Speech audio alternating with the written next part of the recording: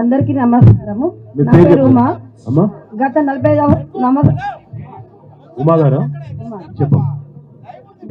సంవత్సరాల నుంచి ఇక్కడ ఉన్నాను.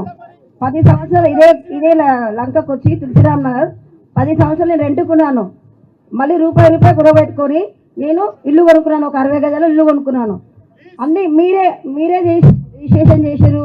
పట్టా ల్యాండ్లో మేము కొనుక్కున్నాము. మాకు అమ్మినాక ఇప్పుడు ఏమంటారు అంటే మేము వచ్చి కూడా ఇప్పుడు 25 సంవత్సరాలు అవుతుంది మేము ఓన్ హౌస్కి.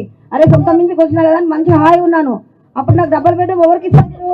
మన కేసీఆర్ గారు ఇల్లు లేని వాళ్ళకి రెంటుకున్న వాళ్ళకి బాధ పడకుండా ఇల్లు ఇచ్చేసిండు. ఇప్పుడు మీరేమంటున్నారు? ఇల్లు తీసిస్తా అంటున్నారు. మా ఇల్లు తీసిస్తా అంటున్నారు. కేసీఆర్ గారు వాళ్ళు అట్లా ఇల్లు తీసిస్తారు కట్టలేదు. 70 బెడ్రూమ్లు ఇల్లు లేని వాళ్ళకి ఇల్లు ఇస్తారు ఒప్పుకున్నారు. మీరేమో మా ఇల్లు కూర్చి మీరు ఇస్తారు. అదేమన్నా మీకు న్యాయమా? చెప్పండి, మీకు న్యాయమా?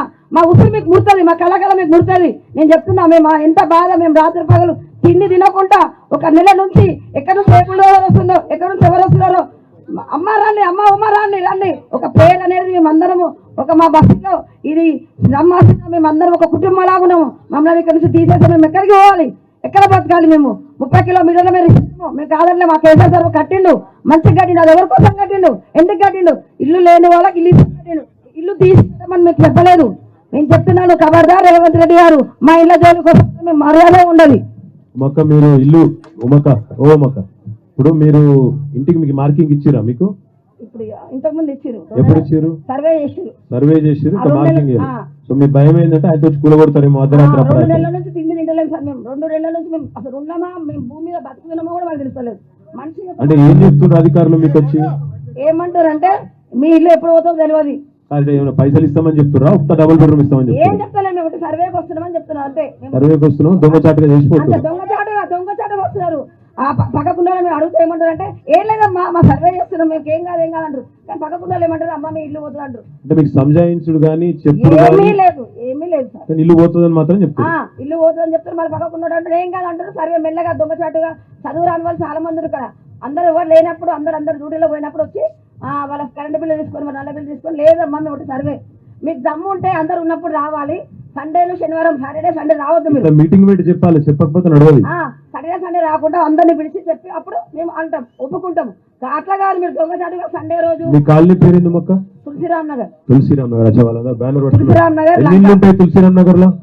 175 ఇల్లు. 175 న్యూ తులసిరామ్ నగర్ 175. అంటే 60 నుంచి 200 గజాలు దాకా ఉంటాయి. ఎట్లుంటాయి? అంటే బాగా బలిసిన వాళ్ళు ఎవరు లేరు కదా? ఎవ్వరు లేరు ఇక్కడ. పెద్దోళ్ళు అయితే ఎవరు లేరు. రేవంత్ రెడ్డి అనగానే లెక్క అయితే ఎవరు లేరు. లేకనే రేవంత్ రెడ్డి అనగానే హైటెక్ సిటీలో కట్టుకుంటే పంజాబ్లో కట్టుకుంటాడు. లేకనే ఇక్కడ కట్టుకున్నాం ఇల్లు. అన్నగానికేమో మంచిగా కాపాడుతుండే, మీకేమో గుల్ల కొడుతుంటాడు. ఆయన నోటీస్ చేస్తున్నాడు, ఉన్నామమ్మా మంచిగా ఉండండి అని ఇస్తున్నాడు. మాకేమో గుళ్ళ పెట్టి నొక్కిస్తా ఉంటాడు. మాకు న్యాయమా? అన్నకో న్యాయం, మాకో న్యాయమా? తులసిరామ్ నగర్ వాళ్ళు ఎవరు ఇలా?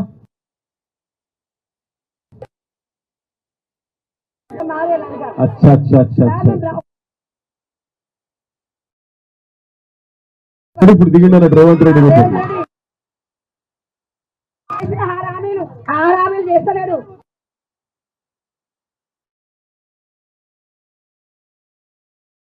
ఆ బస్సులో ఓటుతాడు. బస్సు ఫ్రీ అని అన్ని పెడితే ఆ శాతం వేరు. కానీ మా ఇంట్లో వేరే వాళ్ళతో